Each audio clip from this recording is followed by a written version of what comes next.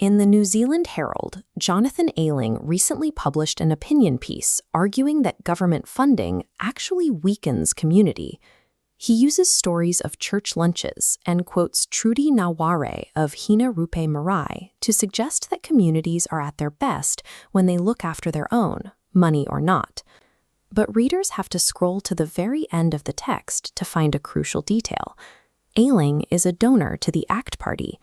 Investigator Ivor Jones, the Māori Green Lantern, sees this buried disclosure as a prompt to look deeper.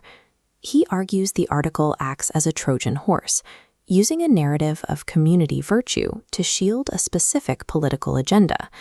To find the truth behind this rhetoric, we have to look past the anecdotes and follow the author's financial and ideological network.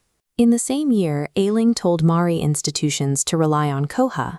Electoral records show he personally donated $32,500 to the ACT Party, the primary political force trying to dismantle treaty-based rights. This chart puts that donation into perspective. That massive bar is Ayling's single contribution, dwarfing a standard Oranga Marae grant. A wealthy donor drops tens of thousands into a political war chest, while Lechlang impoverished Indigenous communities they should stay poor. Demanding Indigenous self-reliance takes on a different meaning when the person demanding it is actively bankrolling the political party designing their defunding. Ayling's professional background includes roles as a senior parliamentary staffer for national MPs and serving as the chief executive of the Free Speech Union. This map shows how the Free Speech Union is connected to the Atlas Network, a massive US-based libertarian funding hub that distributes millions of dollars to global affiliates to drive specific right-wing policies. Under his leadership, the Free Speech Union spent considerable time fighting against professional bodies that tried to embed Te Tiriti o Waitangi obligations into their registration standards. Every dollar these groups spend fighting treaty clauses is an effort to silence Maori inclusion, presented to the public as defending free speech. Which brings us back to Trudy Naware. Her commitment to her whānau is a declaration of manakitanga under extreme duress. It is a promise to survive, not a permission slip for the Crown to walk away from its obligations. Telling Maori to self-fund ignores the mechanics of colonization that extracted their wealth in the first place. Take a look at the scale of the 1995 Waikato Tainu confiscation settlement. This massive circle represents at least $12 billion in confiscated land value. This tiny sliver breaking off is the actual Crown compensation, roughly 1.4% restitution. Using Indigenous resilience to justify cutting funding is akin to a debt collector telling a robbery victim they should be proud to rebuild from nothing. This media narrative is unfolding alongside severe policy shifts moving through the beehive.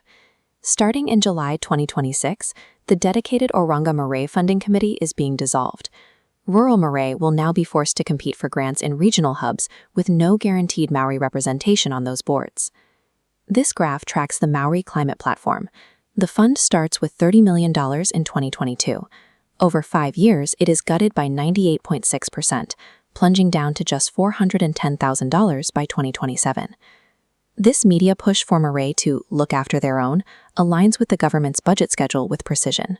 It acts as propaganda, pacifying the public while the infrastructure is gutted.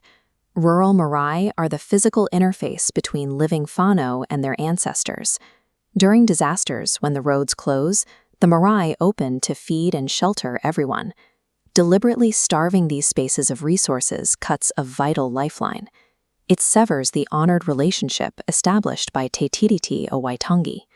When politicians and their donors talk about community strength, they are manufacturing a convenient excuse to abandon vulnerable communities.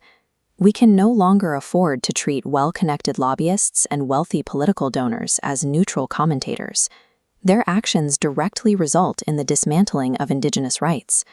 True Tino Rangatiratanga requires independent voices to hold the Crown and corporate structures accountable, because those systems will never police themselves. That is why the investigative work of Ivor Jones and the Māori Green Lantern is critical. You can help fight these policies. Subscribe to the channel, share this kōrero with your whānau, and if you are able, leave a koha to support independent accountability. Stay vigilant, stay connected, and always question who is really speaking from the pulpit.